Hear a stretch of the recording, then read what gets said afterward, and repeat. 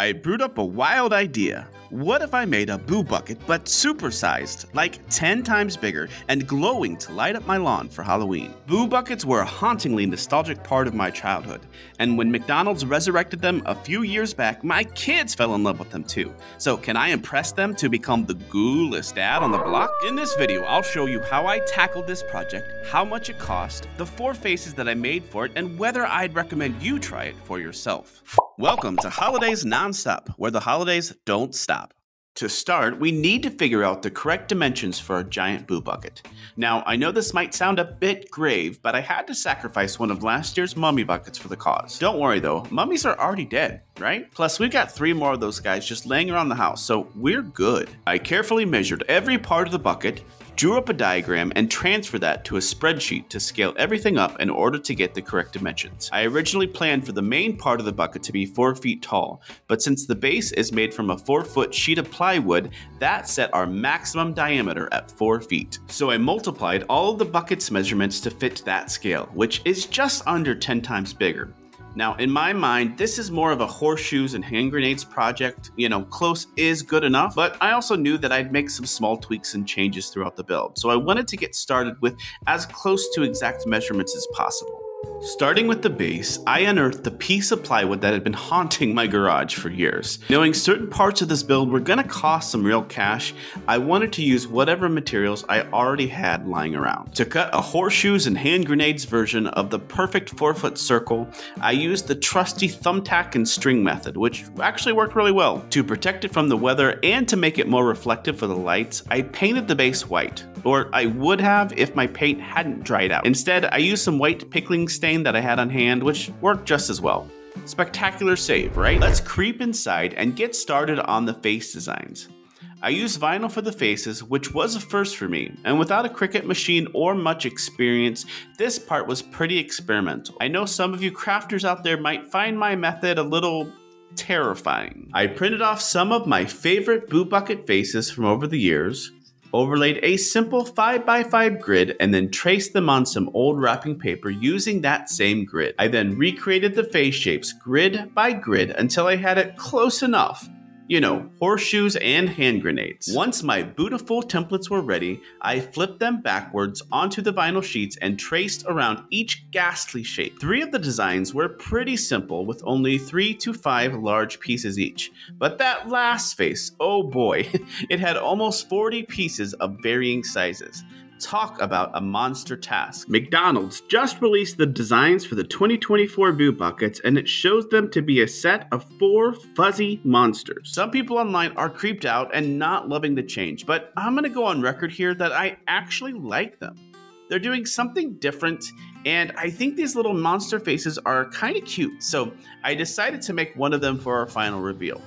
What do you think? Let me know in the comments if you're digging these 2024 designs. Once all the shapes were traced, I got to cutting, and now these faces are ready to go on the sides of my boo bucket, which it is now time to get started on. People from the Midwest love Menards. Naturally, we made a quick pilgrimage to pick up 3 4x8 sheets of fluted polypropylene, and that's just a fancy term for corrugated plastic. The main brand here is Coroplast, and we're using it for the boo bucket's sides and handles because it's lightweight, weather resistant, and has a translucent effect when lit. This material, it's very similar to cardboard. It's got 2 walls with ridges that run between them, and it's commonly seen with yard sign, but really it's great for all kinds of projects. Once I drag these Coroplast sheets home, I cut them out to their desired shape. When standing these up, you want the ridges going up and down to help support the weight. Otherwise, your boo bucket could end up being more of a boo blob. Since the ridges on the sheets run along the length, I can't just wrap them around the bucket like a mummy. Instead, I had to chop them up into 4 different sections and then stitch them together to wrap around the perimeter. The sheets are flexible, but to make them follow the boo bucket's curves without creating any unwanted creases, I cut down every 3rd ridge on the backside. This way, the sheets kept their rigidity while allowing a nice smooth curve. Cutting along the ridges is pretty easy. You just slightly open your scissors and let them glide. About 95% of the time they'll slice through like butter, but every now and then you'll hit a little resistance. It's nothing though that a crafty ghoul can't handle. Now, I have hours and hours of footage of me cutting down these ridges, so if you'd like to see the 2-hour supercut, please comment below and I'll get that posted as soon as possible. And guys, I have a fairly dry sense of humor, so I just wanted to make sure you knew that that was a joke. Obviously, that is premium content and it'll only be available to my Patreon subscribers. Again, another dry joke. At this time, I don't have a Patreon, so no 2-hour supercut. I'm so sorry. Next up, I knew that if I just butted these sheets up together, that light would creep through the gaps and ruin the effect I wanted. So on the edges, I cut either the front or the back layer of Coroplast so that I could overlap with the next sheet. That eliminated most of the unwanted light bleed. Frankensteining these pieces together worked out nicely. I used these fence staples to tack the sheets into the plywood base. I started wrapping the Coroplast sheets around the bucket, but after the second one, it hit me. I'd never be able to reach inside to adjust the lights if I completely sealed it up, so I left the fourth sheet removable. That way I could easily haunt the inside when needed. To give the bucket that iconic shape, I then superglued 2 smaller sections to the top of the main sheet. This helped create the classic outline that we all know and love. Cutting along the ridges was a bit tricky though, and getting everything perfectly straight was honestly a real nightmare. Horse grenades and hand shoes. Well, you know what I mean. Now, we definitely can't forget about the handle. It's just as much of an iconic part of the Boo Buckets as the bucket themselves. For this, I once again summoned my trusty grid to sketch out a rough and ready outline of the handle shape I wanted.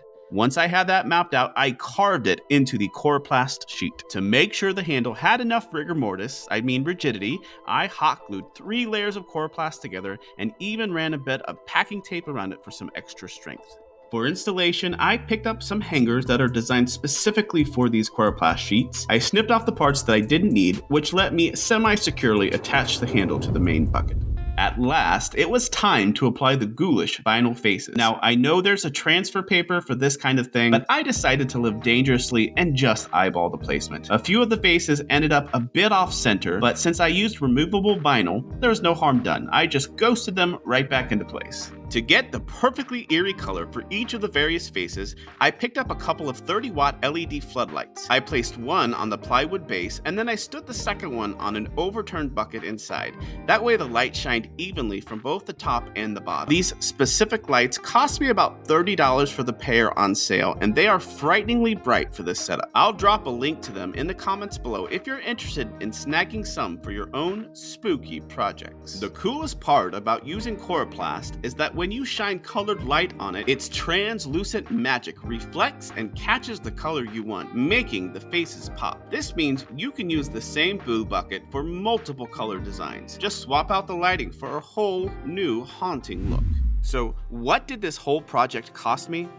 Well, about $135, with most of that going to the polypropylene sheets. I did manage to save some cash by using materials that I already had on hand. Now, would I recommend this build to others?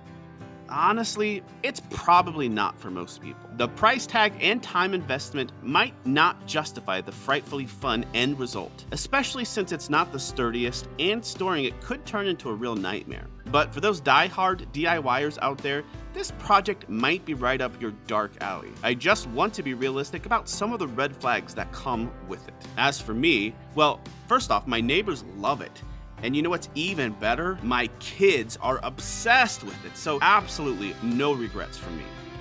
Before the final reveal, if you've watched this far, I'm hoping you've really enjoyed it. So please like this video, and if you're as big of a fan of the holidays as I am, hit that follow button to see amazing holiday content all throughout the year. And now it's time for the final spooky reveal.